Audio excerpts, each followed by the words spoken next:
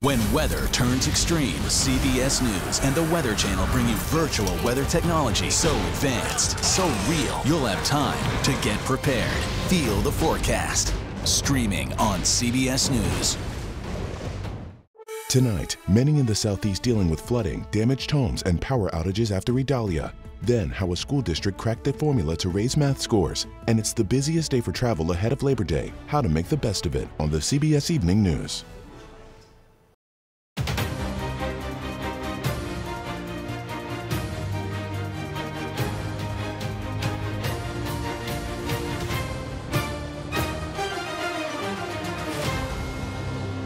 As long as I'm governor, we're going to follow the law and the Constitution, regardless of who it helps or harms politically. To me, it's a no-brainer if you're asking the question as to whether you're going to support a convicted felon as the nominee of the party, and I can't do that. I don't know what the underlying issue is, but we all wish him well. Ethics cannot simply be left to the discretion of the nation's highest court. The court should have a code of conduct with clear and enforceable rules. Hello, I'm Robert Costa in Washington. Welcome to America Decides. The Capitol attending physician now says Senate Minority Leader Mitch McConnell is, quote, medically clear to continue with his schedule. The doctor put out that statement a day after McConnell appeared to freeze during an exchange with reporters in Kentucky. The physician wrote, quote, occasional lightheadedness is not uncommon in concussion recovery and can also be expected as a result of dehydration. CBS News congressional correspondent Scott McFarland joins us now. Scott, before we begin, I'd like to play a comment today from Senator John Cornyn of Texas. I talked to Senator McConnell yesterday, and he seems to be doing fine. I don't know what the underlying issue is, but we all wish him well. We know he's had a fall and a concussion, and I think that, this may be just part of the recovery process from that.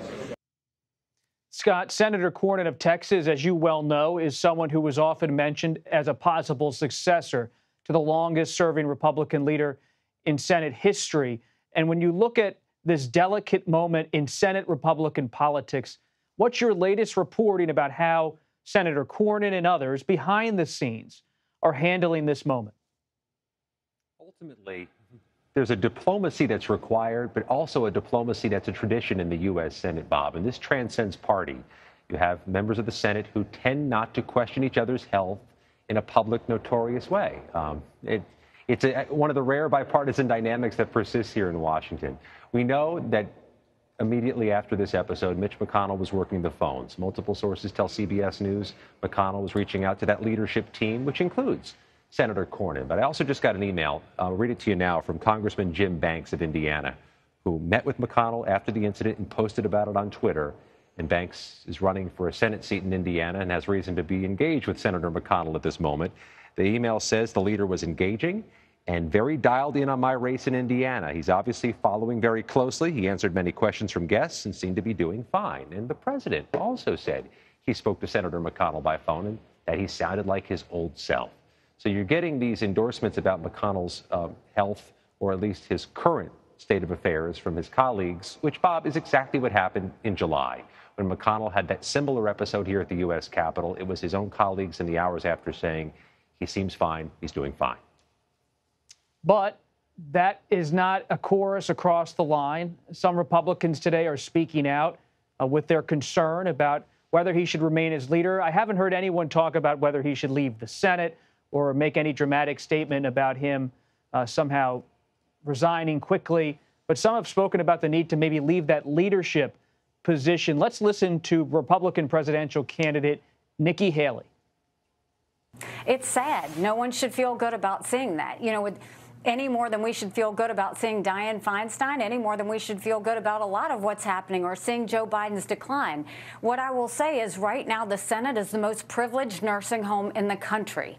I mean, Mitch McConnell has done some great things and he deserves credit, but you have to know when to leave. McConnell is one of the most powerful people in Washington, especially in Republican politics. He is someone who commands loyalty, respect from so many of his current aides, his former aides. He has this network. led by people like Josh Holmes, seasoned Republican strategists around Washington, who really have kept not just McConnell front and center, but the McConnell orbit front and center in Republican politics. So to hear Nikki Haley, the former ambassador, speak like that publicly is perhaps a crack in how Republicans are publicly talking about McConnell. But to your point, Scott, do you see any further cracks along these lines in the coming days? You say that most people are just at this point keeping an arm's length. Yeah, there's a difference between equivocating about something and not talking about something. And this is in the not talking about something category. The only comments that senators are offering are those under direct questioning. They're not giving unsolicited opinions. And they're making clear that they believe Senator McConnell has shown himself still able to lead, and that it's his decision and his constituents' decision if he chooses to run for re-election. That's the baseline from where we start. But the reality of this is it's still a 51-49 Senate where any extended absence has the potential to be pivotal, impactful on the business here. You heard Nikki Haley reference Senator Feinstein. Senator Feinstein's absence earlier this year was for several weeks as she was hospitalized with complications from shingles and also suffered a fall. Her absence was, to put it mildly, notorious. It really halted a lot of the business of the Senate Judiciary Committee. Any extended absence is of concern, not just to the party, but to the Senate overall. You just see them clinging to this one senatorial tradition of not questioning each other's health, not doing so publicly. That all being said, Bob, as you well know, they're back here the day after Labor Day, and they'll have the traditional party meetings and party lunches midweek. Hard to imagine this isn't a focus, if not the focus of conversation. Scott, turning to the ongoing investigations of January 6th and former President Trump, you have the former president now pleading not guilty in Georgia, not showing up for an arraignment. Surprising to you? Not at all. And here's the thing, Bob. Though Donald Trump has seen this adrenaline rush each time he has an interaction with the criminal justice system, even though his campaign numbers seem to go up and fundraising seems to soar, in this case, in the case of appearing Wednesday in person in Fulton County, if he had chosen to do so, he seems to have less control of the optics. When he was at the jail surrendering last week, his entrance into the jail was kept away from photographers. There were no cameras inside. The only thing we saw, Bob, was Trump Force One, the jet emblazoned with his name touching down at an airport, and something akin to a presidential motorcade bringing him to that spot where he could speak. He controlled the optics. Same was true when he was here in Washington, D.C. for his arraignment in early August. He entered the courthouse through an underground garage, out of sight of photographers who are banned from going in the courthouse. He controlled the optics. If he went Wednesday to do this arraignment in person, and it wasn't expected he was going to, he runs the risk, Bob, of looking like any other criminal defendant in a courthouse where cameras are permitted, walking through the door that other alleged criminals walk through. And Scott, quickly, the Proud Boys, what's the latest on sentencing on that front? 4 Proud Boys convicted of seditious conspiracy are sentenced between now and Tuesday. 2 of them were sentenced today. One of them, named Joe Biggs, gets 17 years, 13 to 16 years less than prosecutors recommended. Another, Zach Reel of Philadelphia, sentenced to 15 years, about half of what prosecutors wanted, but also among the longest prison sentences in any of the 1,100 cases so far. We're all waiting for Tuesday afternoon, though, Bob, when Enrique Tarrio, who was the head of this organization with Zach Reel and Joe Biggs, faces his sentencing. Prosecutors recommending 33 years for Tarrio. Scott McFarland, we appreciate your time and your reporting. As always, a lot to follow. So many different dynamics on Capitol Hill and on the campaign trail. We'll see you soon. And many of the Republican presidential candidates, they're going to spend Labor Day weekend on the campaign trail as they look ahead to that next primary debate. I spoke with former Governor Asa Hutchinson about whether or not he believes he'll make that stage at the Reagan Library. That's next. You're streaming America Decides.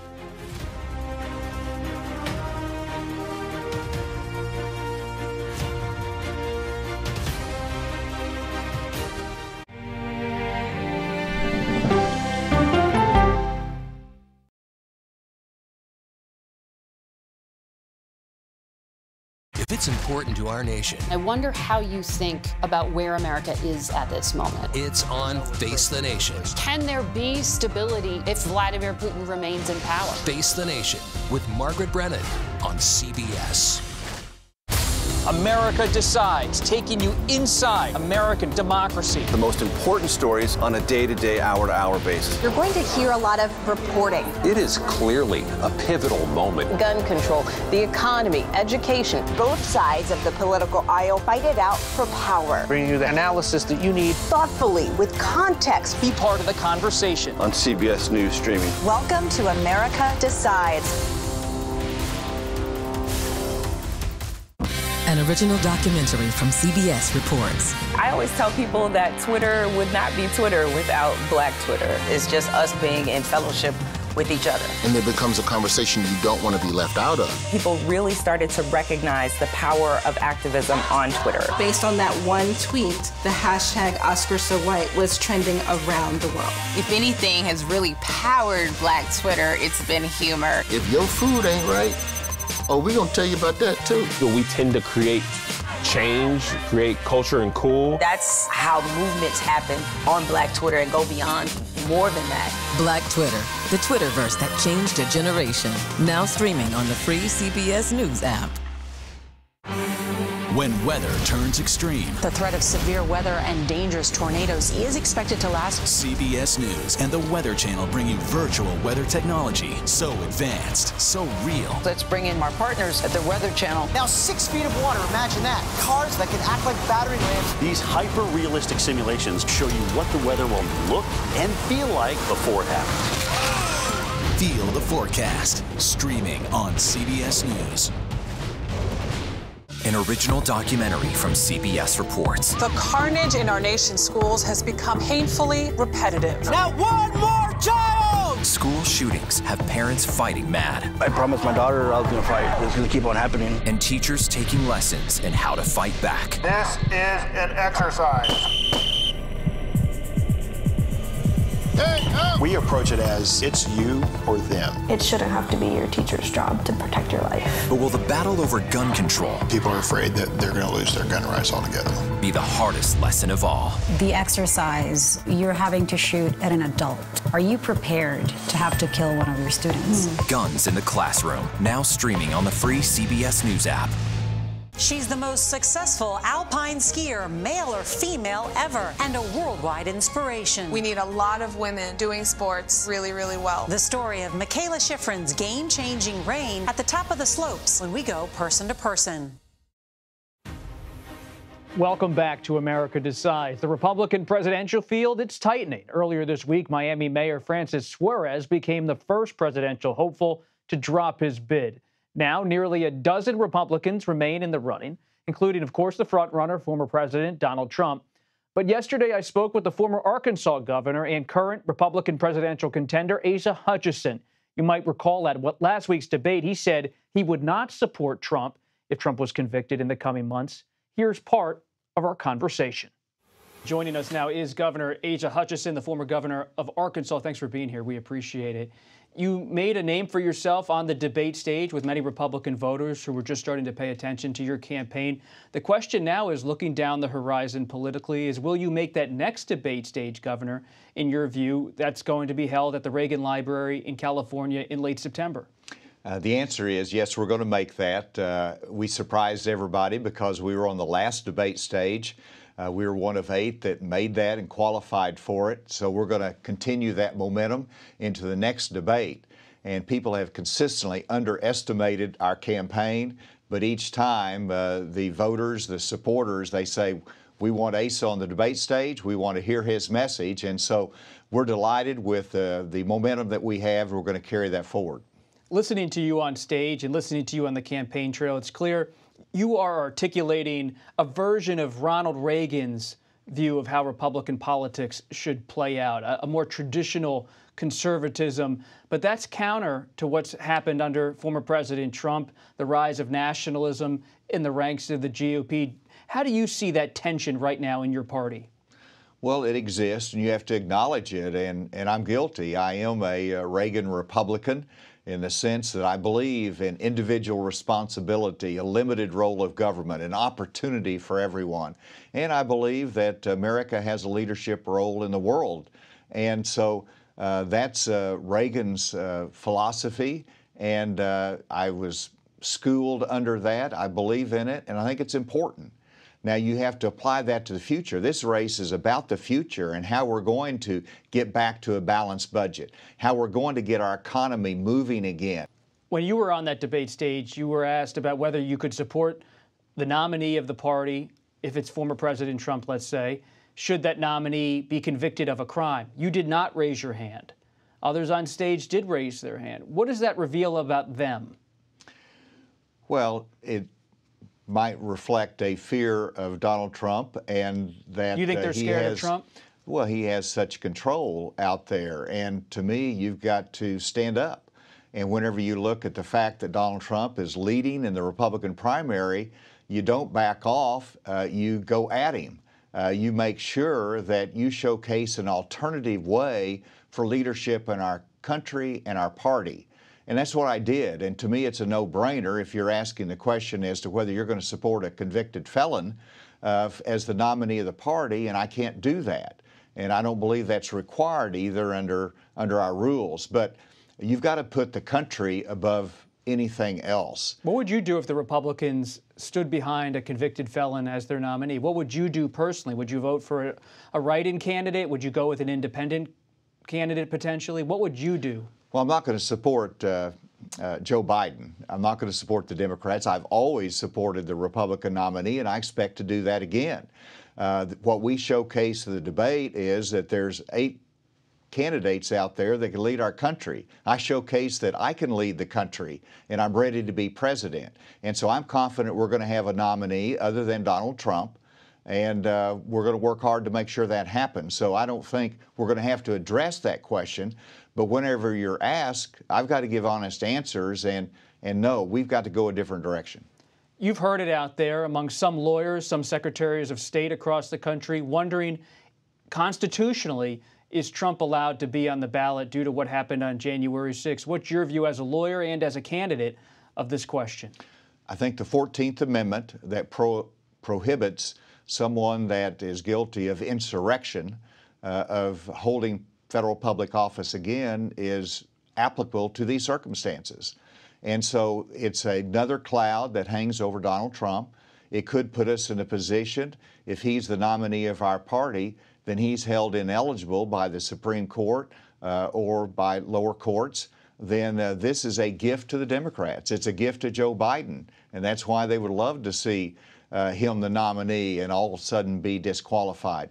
These are real legitimate concerns, both in terms of the indictments that are pending, but also the 14th Amendment questions surrounding his candidacy that should be an alarm bell and saying, we need somebody that will put the country above party, and that we need to go a different direction. On that debate stage in Milwaukee, I was there, you were on stage, I was covering it, and I noticed watching it that it was you and former Governor Christie who were perhaps most sharp-edged when it came to critiquing former President Trump and the possibility of him being the nominee. If you were out in Iowa, or maybe New Hampshire or South Carolina, and a voter was choosing between Hutchison and Christie for that kind of candidate, for someone who's going to stand up to Trump, what makes you the better candidate, the best candidate for that type of voter? Because I'm a nationwide candidate that can appeal across the board.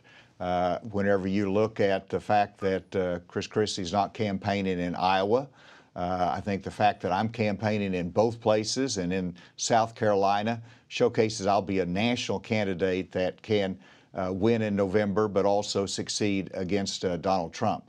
And I have a high regard for Chris Christie. He's been honest. He's been straightforward. We're both federal prosecutors, but I know how to balance a budget. I've done that in Arkansas for 8 years. I know how to lower taxes. I know how to grow the private sector of the economy, and I think those characteristics distinguish me. Final thing here, Governor. You're on the campaign trail. You're clearly determined to stay in this race, to fight on, to build your own campaign and your message. But what do you say to those like Senator Mitt Romney of Utah and others in the party who have urged the field to narrow, to consolidate as soon as possible, to stop Trump? You're staying in the race. What do you say to those who say this field has to get smaller soon? Well, Mitt Romney gave a date right before Super Tuesday, but it was after the first 4 states vote.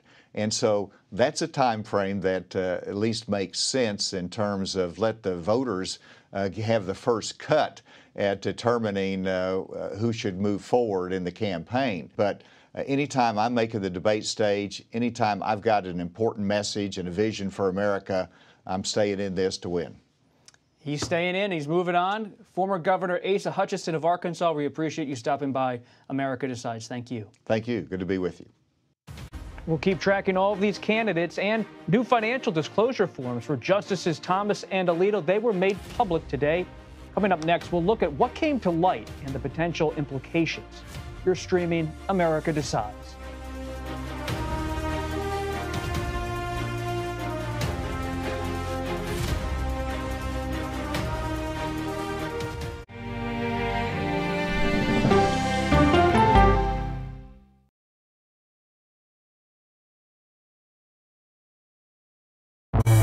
An original documentary from CBS reports. Controversial Congressman George Santos. Why won't you answer our questions? How did he manage to get elected? Thank you very much, and God bless you, and God bless the USA. George Santos' campaign was a campaign of deceit, lies, fabrication. And who is he, really? I knew him as Anthony DeVolder from Queens. Really, who he is, he's a fraud. I compare him to the Tinder swindler. From people who know him, the truth, the facts, the lies. He would say that he was worth $100 million. It's an incredibly cynical episode in American politics, beyond satire. Had you ever seen anything like this? No, and I hope I never see it again. Campaign of Deceit, now streaming on the free CBS News app. She dazzled on the court and off the court as a businesswoman. Thank you for joining us on Person to Person. Tennis superstar and entrepreneur Serena Williams.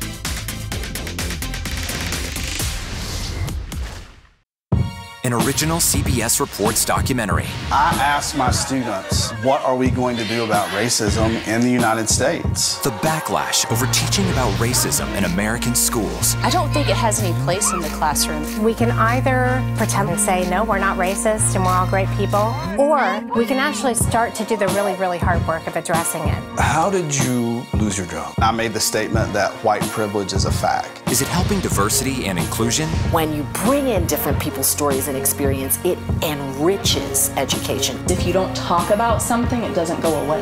Or driving us further apart? What schools are doing to our children in the name of anti-racism is in fact teaching them racism. The intention is to put us in this war against each other. An original CBS Reports documentary, streaming now.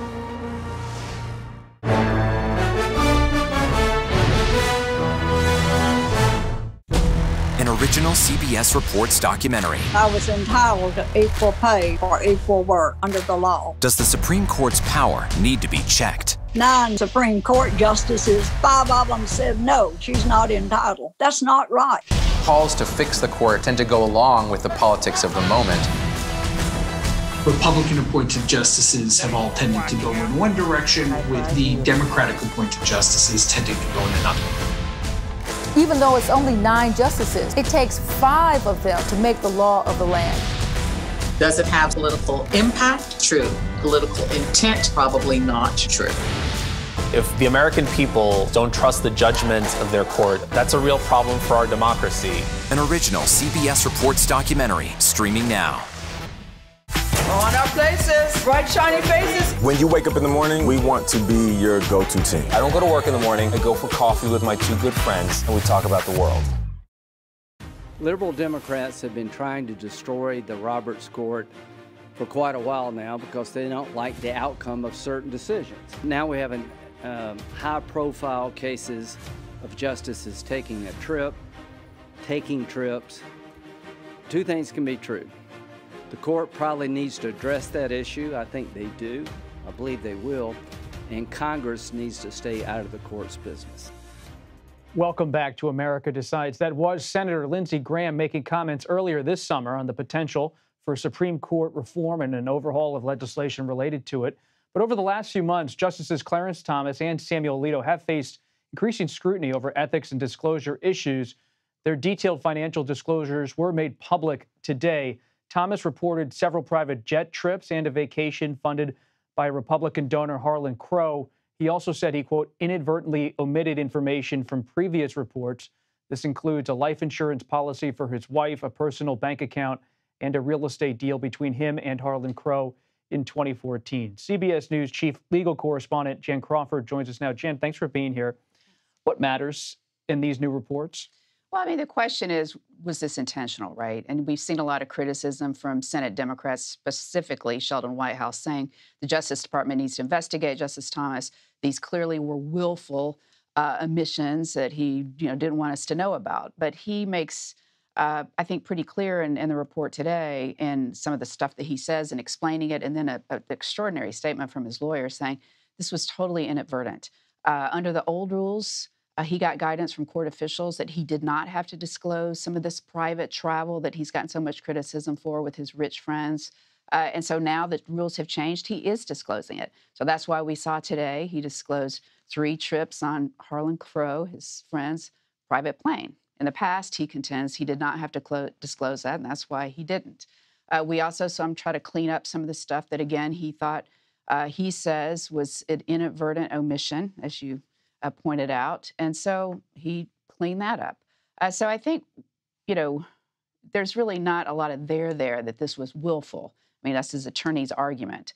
And I think short of that, what we see is kind of this drumbeat now on the Hill that the Supreme Court needs to have some kind of code of conduct on its own. It's a way of focusing attention on the court, certainly by Democrats, because, they're very unhappy with the direction of this Supreme Court. And some of the decisions are completely at odds with what they think a Supreme Court should be doing. And that's why you're seeing a lot of calls also to increase the membership of the Supreme Court. You've covered the court. You've written books about the court. For those of us who aren't steeped in it day to day like yourself, what is the constitutionality of oversight of the Supreme Court? Where does Congress have a role, if any, the Justice Department, if any? Some of it, as someone who's covered this town a long time, as you know, you can find an expert who will say almost anything. And so you're going to have experts who say, well, it's probably constitutional. Congress can have a role. But then you're going to have other people who say, absolutely not. I mean, separation of powers is super important. And there is no way that Congress can come in and have oversight over the Supreme Court and what its justices do or don't. And my guess is the justices will agree with that. So it's almost less kind of like, can they, discipline justices? I think their argument would be absolutely not. But the justices themselves are under now kind of the microscope and the pressure to adopt this code of conduct because of all of this drumbeat of criticism now that you're hearing. Justice Kagan this summer talked about it at an event, and she said, look, yeah, it's no secret that we've been discussing this. We've been discussing adopting a, quote, code of conduct, but there's a division. There's 9 people, and it's hard to get 9 people to agree on anything. So I think that's where the court is now, and that's the direction they're moving in, something voluntary that certainly would not involve, any kind of like, sanctions or any ability for Congress to hold them to account. And should the court make its own new code of conduct, that's not necessarily legally binding. It seems like the only action I've ever seen Congress in history take with the court is it could impeach a federal judge, including a Supreme Court justice. It could remove them from office. But otherwise, there's very limited oversight. And I think that's why you're seeing some of the language now that you're seeing from Justice Thomas and his supporters who are saying, like, listen, I mean, you've heard some Democrats on the Hill suggest maybe Justice Thomas should be impeached because he hasn't disclosed some of this. You're starting to see some pushback now. The statement, the release of this disclosure report today and some of his language, his attorney's language, there was a letter signed by 100 of his law clerks saying he's a man of integrity. There's no evidence that there was any kind of conflict of interest, that he was any kind of pay for play. These are friends of his. So I think that's why, people are just trying to say, like, okay, enough of this, weaponization of ethics reports, as his lawyer put it today. What are the facts? It was unintentional. It was inadvertent. He's going to disclose these trips going forward, starting today, starting with this year's report. And that's what he's done in his filing. You've covered Chief Justice Roberts, and you've really put an emphasis on understanding him.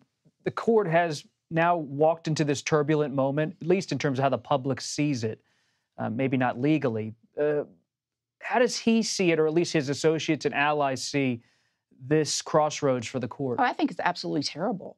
I think they all realize that it's a real problem for the court because the courts legitimacy turns on whether or not the public is going to accept its opinions and see them as legitimate. Now, I covered Bush versus Gore. I mean, I've been around for a long time. That was a very controversial decision that divided people along partisan lines and the justices, by the way. But people accepted that. Would that happen today in the climate that we're in the polarized climate, in the era of social media? What if this court decided Bush versus Gore today?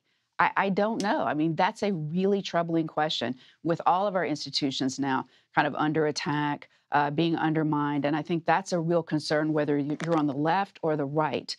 Any efforts now to undermine the legitimacy of the Supreme Court are things that you should take really seriously. And if you're accusing justices of wrongful behavior or making allegations, you need to make sure that you really have something to back those up, because it's a troubling point, I think, for our whole democracy. And I think the justices are all well aware of that.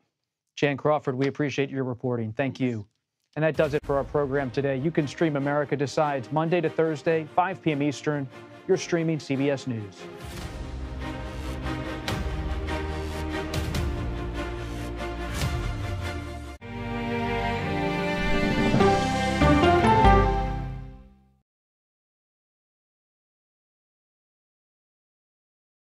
It's a history-making meeting. 4 extraordinary women who are all 4-star generals and admirals. How did you deal with being discriminated against?